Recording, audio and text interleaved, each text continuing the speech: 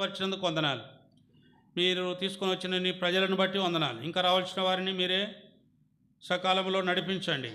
దేవుని పరిశుద్ధ గ్రంథం మా ఎదుట మీరు ఉంచినారు. ఇందులో నుండి మేము చదువుకున్న భాగములు మీరు మా కొరకై ఆశీర్వదించి విరిచి వడ్డించండి. ఇందులో నుండి ప్రభువా నువ్వు మాతో మాట్లాడే ప్రతి మాటను ఆధారం చేసుకొని ఉదయకాలమున మేము తనివి తీర ఆరాధించుటకు మా హృదయాలను ప్రభువా సంసిద్ధపరచుము. వాక్య వెలుగులో నువ్వు మాతో మాట్లాడుతున్నప్పుడు శ్రద్ధగా ఆలకించుటకు సహాయం చేయము. మా గమనములన్నింటినీ మీ స్వాధీనానికి తీసుకొనుము. యేసు ప్రభు నామమున స్తుతించి ప్రార్థించి వేడుకొనుచున్నాము తండ్రి, ఆమేన్. రాయబడిన మాట యోహాను సువార్త 4వ అధ్యాయము 23వ వచనము. అయితే యథార్థముగా ఆరాధించువారు ఆత్మతోనూ సత్యముతోనూ తండ్రిని ఆరాధించు కాలము అక్కగారు చెప్పడంలే, మాకు రాలేదు పంటానేమో. ఆరాధించు కాలము వచ్చుచున్నది, అది ఇప్పుడును వచ్చి ఉంది. కాబట్టి ఇప్పుడు మీరేం చేయాలా? మీరు వచ్చినారంటే సరిపోదు, ఆరాధనలో కూడా మీరు ముందు వచ్చి ఆరాధించేదానికి మీరు ప్రయత్నం చేయాలి. ఆరాధించేదానికి ప్రయత్నం చేయాలి. చదివినాం, 2 భాగాలు చదివినాం. ఇది కాకుండా ఏమేం భాగాలు చదివినాము? కీర్తనలు 48:1 మన దేవుడు యెహోవా గొప్పవాడు, బహు కీర్తనీయుడై ఉన్నాడు. తర్వాత 31వ వచనం లూకాసు వార్త 1వ అధ్యాయం 32వ వచనం చదవండి ఒకరు.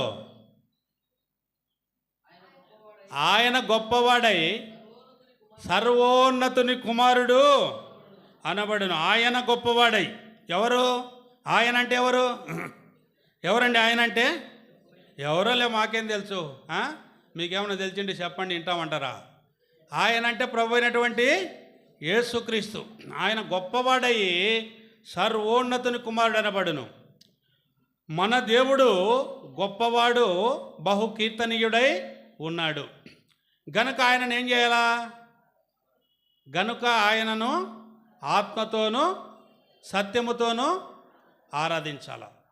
5వ వచనంలో చూసినాము, 23వ వచనం చివరిలో అట్టివారు కావాలనని తండ్రి ఏం చేస్తున్నాడంట? కోరుచున్నాడు. దానికి ఒకటి పెట్టి కింద మాట రాసినాడు పుట్టినోట్లో. మనం మర్చిపోయేటోళ్ళమని, జ్ఞాపకం లేని వాళ్ళమని. ఏమని పెట్టాడు? వెతుకుతున్నాడు. వెతకటం అనేది ఎప్పుడు ప్రారంభమవుతుంది చెప్పండి? ఎప్పుడు ఎదుగుతారు? ఎప్పుడంటే అప్పుడు ఎదుక్కుంటారా? ఏదన్నా పోగొట్టుకునేప్పుడు ఎదుక్కుంటారు. వెరీ గుడ్, బాగా అర్థమవుతుంది మీకు. పోగొట్టుకునేప్పుడు. ఇప్పుడు దేవుడు ఆత్మతో సత్యముతో ఆరాధించేటోళ్ళు లేరు కనుక అట్టటోళ్ళు ఏడన్నా ఉన్నారేమని దేవుడు ఏం చేస్తూ ఉన్నాడు? వెతుకుతున్నాడు. వెతుకుతా మనం ఏం చేయాలి? ఇప్పుడు తెస్సలోనికీయుల మందిరంలో తారసపడాలి. ప్రభువా నేను ఆరాధిస్తా ఆత్మతో సత్యంతో. మీకు ఇంకా అర్థం కావాలంటే కరెంటు పోయింది, చీకటి, ఏం కావాలా? కరెంటు లేనప్పుడు ఏం కావాలా? వెళ్తారు కావాలంటే ఏం కావాలండి చెప్పండి? ఎమర్జెన్సీ లైటో, టార్చ్ లైటో, కనీసం ఇంకా ఏది అగ్గి పెట్టడే దారా, అగ్గి పెట్టిన వెలుతురు అవసరం. అక్కడ చీకటిలో వెలుతురు అవసరం. అట్లాగా దేవుని ఆత్మ కనుక ఆయన ఆరాధించేవారు ఆత్మ సత్యముతో ఆరాధించేవారు కావాలని ఆయన వెతుకుతూ ఉన్నాడు. ప్రభువా నేను ఆరాధిస్తాను అని నువ్వు ఆయన ఎదుటికి తారాసపడు, ఆయన ఎదుటి కనబడుచుకో. కాబట్టి ఇప్పుడు మనం చదువుకున్న భాగంలో 1వ అధ్యాయం 32వ వచనంలో మన ప్రభు ఎలాంటి వాడు? చదవండి 32వ వచనం. 1వ అధ్యాయం లూకాసు వార్త 32వ వచనం. ఆయన గొప్పవాడై సర్వోన్నతుని కుమారుడు అనబడును. మన ప్రభు ఎవరండి? గొప్పవాడు. ఏమన్నా దాంట్లో ఏమన్నా అనుమానం ఉందా? మన ప్రభు గొప్పవాడు. ఆయన గొప్ప కార్యములు చేసేవాడు. పరిశుద్ధ గ్రంథములో మన దేవుని గురించి ఎన్ని గ్రంథాలు రాయబడ్డాయి చెప్పండి? ఎన్ని గ్రంథాలండి? ఎవరో చెప్పారు చిన్నగా, గట్టిగా చెప్పండి, పర్వాలేదులే. 66 గ్రంథాలలో కూడా మన దేవుడు ఏమని రాయబడింది? గొప్పవాడనే రాయబడింది. కాబట్టి మరి ప్రపంచమంతా కూడా చెప్తారు కూడా మీ దేవుడే గొప్పవాడు అని. సరే, ఏది ఏమైనప్పటికీ మన ప్రభు గొప్పవాడు కనుక ఆయన చేసే కార్యములు కూడా ఎలాగుంటాయి? ఇప్పుడు పాడినాము ఒక పాట. ఎన్నో పాట అది? రెండో పాట వచ్చిన వాళ్ళకే తెలుస్తుంది రెండో పాట అని, లేకపోతే ఇంకా ఏమి తెలియదు, గమనంగా ఉంటారు. మన ప్రభువు గొప్ప కార్యములు చేసేవాడు కాబట్టి ప్రభు గొప్ప కార్యాలు చేస్తాడు. గొప్పవాడు కనుక ఎప్పుడు గొప్ప కార్యాలే చేస్తాడు. చిన్న కార్యాలు కూడా ఎప్పుడు కూడా ఆయన చేయడు, ఆషామాషి కార్యాలు ఎప్పుడు చేయడు. మన ప్రభు గొప్పవాడు కనుక గొప్ప కార్యాలే చేసే దేవుడు కనుక ఆయన బహు కీర్తనీయుడైనాడు. కాబట్టి మన దేవుని యొక్క నోటి నుండి కానీ జాలువారిన మాటలు కానీ ఆయన చేసిన చేతుల పనులు కానీ అన్నీ కూడా గొప్పవే. అలాంటి గొప్ప దేవుని మనం ఉదయకాలమున ఆరాధించడానికి వచ్చినాం. మన ప్రభువు ఎలాంటి దేవుడు అండి? గొప్పవాడు, గొప్పవాడు. ఎందుకు మీకు ఇంకా డౌట్గానే ఉంది. 147వ కీర్తన చదవండి, 5వ వచనం. 147వ కీర్తన 5వ వచనం. మన ప్రభువు గొప్పవాడును, ఆయన అధిక శక్తి గలవాడు. మన ప్రభు ఎట్లవాడు? ఎట్లాంటి వాడు చెప్పండి? గొప్పవాడు, గొప్పవాడు. ఇంకా మనం చూసినట్టయితే దేవుని యొక్క వాక్యంలో ఒక మాట కీర్తనకారుడు అంటాడు, చూడండి దయచేసి. కీర్తనలో మనం చదువుదాం ఆ మాట. 95వ కీర్తన, 95వ కీర్తన.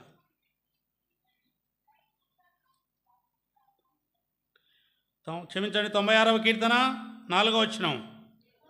యెహోవా మహత్యము గలవాడు, అధిక స్తోత్రము పొందదగినవాడు, సమస్త దేవతల కంటే ఆయన పూజ్యనీయుడు. ఆయన అధిక స్తోత్రము పొందదగినవాడు. మన ప్రభు గొప్పవాడు, ఆయన అధిక స్తోత్రము పొందదగినవాడు. 48వ కీర్తనలో చదివిన ఒక మాట మర్చిపోయినారా? 48వ కీర్తనలో ఒక మాట చదివినాం, మొదటి వచనంలో. మన యెహోవా గొప్పవాడు, బహు కీర్తనీయుడైనాడు. కాబట్టి ఉదయకాలమున మన గొప్ప దేవుని, మన గొప్ప ప్రభును, అధిక స్తుతి స్తోత్రము నొందదగిన దేవుని నీవు నేను మనసారా నోరారా ఏం చేయాలా? ఆరాధించాలా, కొనియాడి కీర్తించాలా. కాబట్టి గొప్ప దేవుడు గొప్ప కార్యాలు చేస్తాడు. ఎన్నో గొప్ప కార్యాలు చేసినాడు బైబిల్ గ్రంథంలో. ఆ కార్యాలన్నింటినీ మనం తరచి చూసినా కూడా సమయం చాలదు. అయితే ఆయన గొప్పవాడు కనుక మనం కూడా గొప్పగానే ఆయనను ఆరాధించి స్తుతించాలా, కొనియాడాలా, కీర్తించాలా. చూడండి, ఒక పట్టణంలో ఒక వ్యాపారస్తుడు తన వ్యాపారం బాగా జరగాలని ఆ యొక్క మార్కెట్లో మరి తాను పంజరంలో ఒక చిలుకను పెట్టాడంట. పంజరంలో చిలుకను పెట్టి ఆ చిలుక దగ్గర ఒక బోర్డు రాసి తగిలించాడంట. ఈ చిలుక ఎలాంటి చిలుక అంటే మాట్లాడే చిలుక అని పెట్టాడంట. వచ్చిపోయేటువంటి వారు ఆ మార్కెట్లోకి వచ్చే వాళ్ళంతా చూసి, మాట్లాడే చిలుక అదే పలుకుతానే గంభీరంగా ఉంటుంది, మాట్లాడంగా ఎట్లా ఉంటుందో ఏమో అని చెప్పి దాని దగ్గరికి రావడము, చూడడము. చూసేటోళ్ళంతా కూడా ఆ యొక్క బోర్డు చూసి ఏం చేస్తారంట? ఏం చేస్తారు చెప్పండి? ఆ చిలుక ఏ చిలుకని చదువుతున్నారు చూసిన వాళ్ళంతా కూడా? మాట్లాడే చిలుక. ఆ యొక్క యజమానుడు దానికి నేర్పించిన మాట ఏంటంటే, మాట్లాడే చిలుకకు అదియే నా ఘనత అనే మాట నేర్పించినాడంట. అదియే నా ఘనత. ఇప్పుడు ఆడ వచ్చి, ఏమయ్యా ఈ చిలుక మరి ఏం చిలుకయ్యా, ఎక్కడ తెచ్చినావు ఇది, మాట్లాడుతుందంట నావే అంటే, అది అప్పుడే పసిగడుతుందంట. ఆ యొక్క మాటను పసిగట్టి అదేమంటుంది? యజమాని నేర్పించిన మాట ఏమాట చెప్పండి? అదియే నాకు ఘనత అంట. అది అబ్బా, ఇంకా కొనేటోడు ఉప్పొంగిపోయి, అదియే నాకు ఘనత అంటుంది, ఇంకా ఎన్ని మాటలు గొప్పగా మాట్లాడుతుంది ఇది అని చెప్పి వచ్చినోడు అంతా కూడా కొనుక్కొని పోతున్నాడంట ఆ చిలకను. అట్లాగా ప్రభువును నువ్వు గణపరిస్తే, కొనియాడితే ప్రభువు నిన్ను కూడా గణపరుస్తాడు, హెచ్చిస్తాడు, నిన్ను గొప్పవానిగా గొప్పదానిగా చేస్తాడు. కాబట్టి అలాగా ప్రభు చేసిన గొప్ప కార్యాలు కొన్నిటిని మనము ఉదయకాలము పరిశుద్ధ గ్రంథంలో నుండి చూసుకొని ప్రభుని ఆరాధించేదానికి ప్రయత్నం చేద్దాం. చూడండి దయచేసి, హెబ్రీయులకు రాసినటువంటి పత్రిక 2వ అధ్యాయం 3వ వచనం. ప్రభువు మనకిచ్చినటువంటి గొప్ప వాటిలో మొట్టమొదటిగా హెబ్రీయులకు రాసిన పత్రిక 2వ అధ్యాయము 3వ వచనం. చూసిన వారు చదవండి. ఇంత గొప్ప రక్షణను మనము నిర్లక్ష్యము చేసిన యెడల ఎలాగూ తప్పించుకుందాము. ఏమి రక్షణ ఇచ్చినాడు ఆయన? గొప్ప రక్షణ ఇచ్చినాడు. ఇది గొప్ప రక్షణ, నీకు నాకు దేవుడు ఇచ్చినటువంటి రక్షణ. ఈ రక్షణను ఎవరు కూడా తీసివేయలేరు, దొంగలించలేరు, అపహరించను కూడా అపహరించలేరు. ఇంత గొప్ప రక్షణను దేవుడు నీకు నా కొరకు ఇచ్చినాడు. దీని కొరకు ఆయన తన ప్రాణాన్నే కల్వరి శిలువలో ఆయన అర్పించినాడు, దారపోసినాడు. ఇంకొక మాటలో చెప్పాలంటే తాను మరి సొగసు స్వరూపం లేనివాడుగా నీ కొరకు నా కొరకు చేయబడ్డాడు. మనుషులు చూడనొల్లని వాడు అయిపోయినాడు. ఒకానొకప్పుడు ఆయన ఎలాంటి వాడు, 10,000 మందిలో గుర్తింపదగినటువంటి ప్రాణప్రియుడు, ధవలవర్ణుడు, రత్నవర్ణుడు, ఎంతో మరి సుకుమారంగా తండ్రి ఎదుట పెరిగినటువంటి వాడు. దేవుని గురించి రాయబడినటువంటి ఒక మాట చూడండి, ఎండిన నేలలో మొలిచిన ఎలాంటి మొక్క వంటి వాడు ఆయన. యెషయా గ్రంథము 40వ అధ్యాయము చదవండి ఆ మాట.